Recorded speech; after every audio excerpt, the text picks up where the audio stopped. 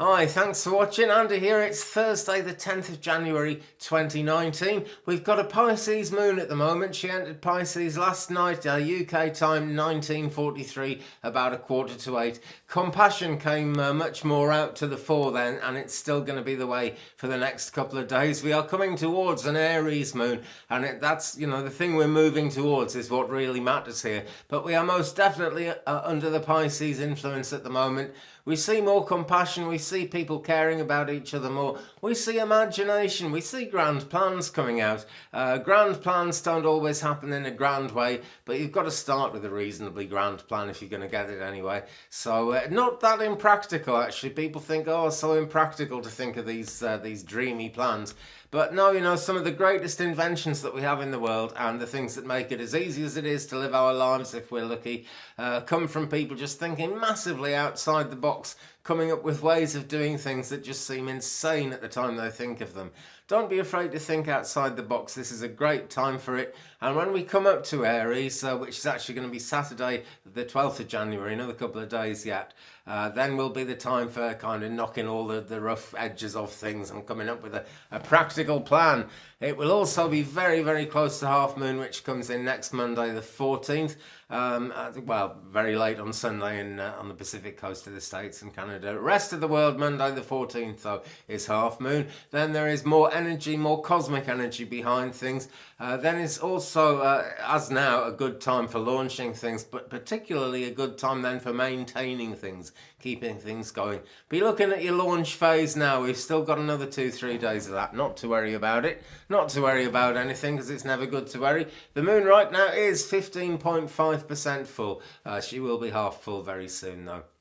The Sun right now conjunct Pluto, and this always plays into the political situation. And I see there are things going on with kind of Mr. Trump and people like that, and I don't want to bother too much about things like that because there's so little we can do about any of it. But they're out there, those things are happening. We may see interesting announcements.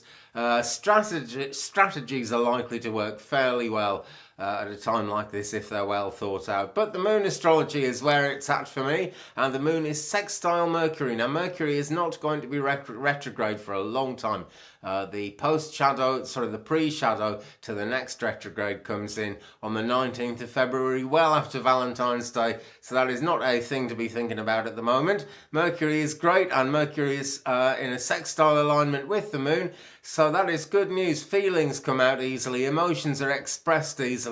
A great time for meetings, for talking about anything to do with the esoteric, the things that make you happy in life, rather than the absolute practicalities of things, and that works really well under the Pisces moon as well. So that is looking good. Matters of love, let's have a look at Venus and Mars. I know people want to hear about Venus and Mars, so let's do that. Some are motivated by feelings of affection or devotion. This is because Venus is trine Mars at the moment, and as much as Mars sounds like a kind of angry thing that scares people, this is a very positive alignment with Mars, and it gets things done. So that motivation is there, the affection is there, so devotion comes to the fore. Remember, people might not always be quite as devoted as they say they are right this minute. That is my tip. Mars is square Saturn. It's kind of challenging that in that sense because you get these primitive impulses. Excuse me, so that could be a challenge in relationships. You just never know. It's kind of the balance of the relationship and the way people get on and everything. But it's not an easy transit. It's an abrasive kind of a transit, and we do get some conflicts coming out. Tension. Anyway, hopefully there won't be conflicts, but there's almost certainly going to be tension.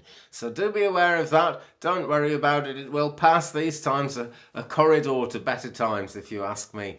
So there we go. That is what it's looking like in the heart and just about everywhere else at the moment.